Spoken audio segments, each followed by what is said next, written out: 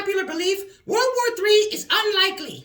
It isn't impossible, but it's unlikely. Almost everywhere I look and everywhere I go these days, somebody's trying to give me some kind of warning or show me some type of sign that World War III is coming. Most of the time, it's perpetuated by people who are easily led. They see something and they just agree with it because they don't think for themselves. There's a lot of crazy things happening right now, so there's a general foreboding among the public. Nobody knows where things are going, so it's natural that World War III just kind of fills in the blanks. When you slow down and look at things a little bit deeper, there's actually a great deal of indication that World War III might even be impossible. A world war is defined as a war engaged in by all the principal nations of the world. This criteria I found sounds about right.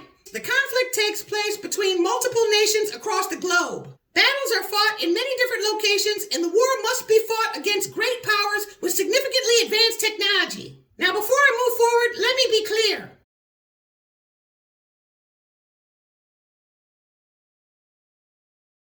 Let's look at Russia, the biggest and the baddest of America's enemies. The Ukraine war has really done a number on them. It's estimated that they lost about 200,000 soldiers to death and injuries and depleted a lot of their firepower.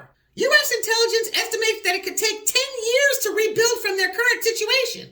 Let's talk about China, America's second largest enemy. China's another subject people don't think for themselves on. This idea that's been going around for the last 10, 12 years or so that China's somehow going to rise up and eat America whole is a myth. Right now, they're in a real estate crisis that's ripping their economy to shreds. And they are 110% dependent on the U.S. and the little thing we got going here. They won't do anything to threaten or cut that economic umbilical cord. Now, come on, 3 Minutes of Black. You're wrong, bruh. China owns a lot of U.S. debt, because I heard that somewhere, that makes me Einstein.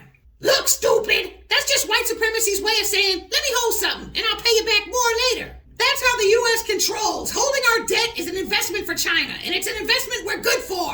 You don't want any real trouble with the company you've invested billions in. As far as Iran, North Korea, and the others, the U.S. can cause crippling economic damage in the snap of a finger. Finally, the criteria mentions that the war must be fought with great powers with significantly advanced technology. Russia would be the largest and most advanced of U.S. enemies, and they're about 40 years behind us militarily. Them and just about everybody else are still flying fighter jets with technology from the 1970s. The U.S. owns the skies. Don't let any of that hypersonic missile talk scare you either. The U.S. is probably the only military with operational lasers and microwave jammers in the entire world. Now, what about the nukes, bruh? The circumstances there would have to be beyond extreme. Even if there was a one-off of some sort, it would threaten the entire globe. All the nations would combine together to burn the perpetrators off the map. There most likely will not be a World War III.